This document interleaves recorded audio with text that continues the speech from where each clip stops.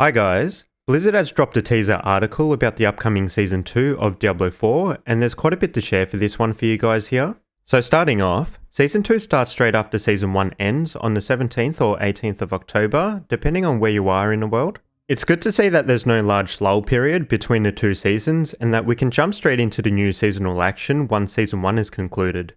Also, Season 1's 3 months duration does set a good pace. We're only 6 weeks into Season 1 at the moment, and as someone who's only played 20 hours into the season so far, I feel more than comfortable to complete the season and hit level 100 despite not playing too much. Completing all seasonal content and reaching level 100 for casual players seems well within reach, even if they started playing the season 1 or 2 weeks late. I'm also looking forward to learning and sharing more about the new seasonal theme, but Blizzard haven't gone into any specifics on this yet, other than that there will be new questline and vampires. Blizzard have also announced 5 new endgame bosses. This is great news to hear because bosses, especially endgame ones, have been a real lacking point in Diablo 4 so far. At the moment, there's just not that much variety in bosses or their mechanics, with bosses heavily recycled between different dungeons, which makes the game feel cheap. And with the limited boss mechanics that there are, a lot of them can either be tanked or easily dodged, which doesn't change the flow of the fight all that much at all. It would be great to see what Blizzard will bring us with the new endgame bosses. I hope they also recognise the shortcomings I've just mentioned and deliver us boss fights that are truly great beyond what they've hinted in their teaser.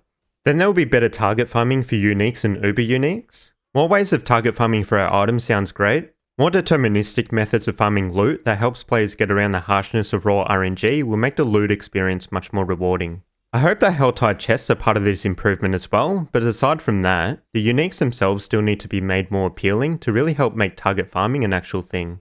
A lot of the normal unique items need something more enticing to them, and the uber uniques just made a little bit more realistically attainable. I mean, even with the recent buffs to Windforce for example, yeah it's a buff, but it tells me that Blizzard doesn't really understand why these unique bows are really not that great. Onto Renown, all Renown rewards now carry over from Eternal and Season 1 into Season 2.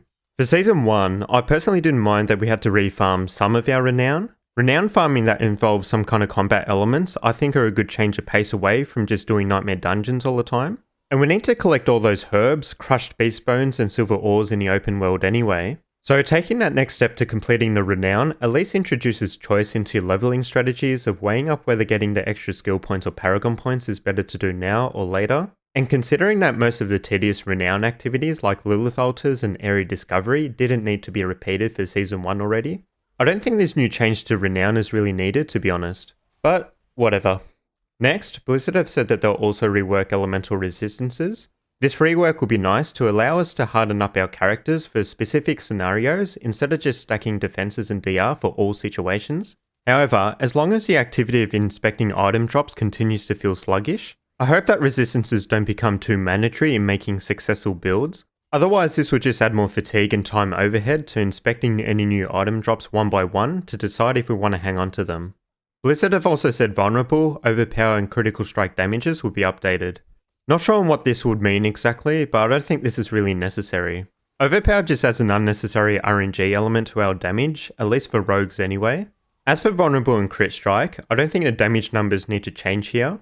Blizzard already made this change in patch 101, so if Blizzard does make any other change here at all, I hope it's only a minor one.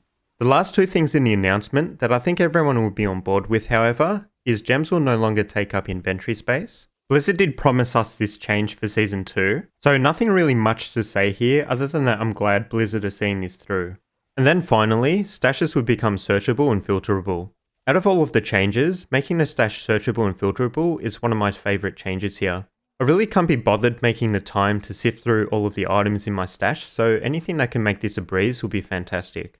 While we're at it, can we please also have a vendor right next to our stash that we can sell items to for gold? That will make disposing of the unwanted items much easier to do.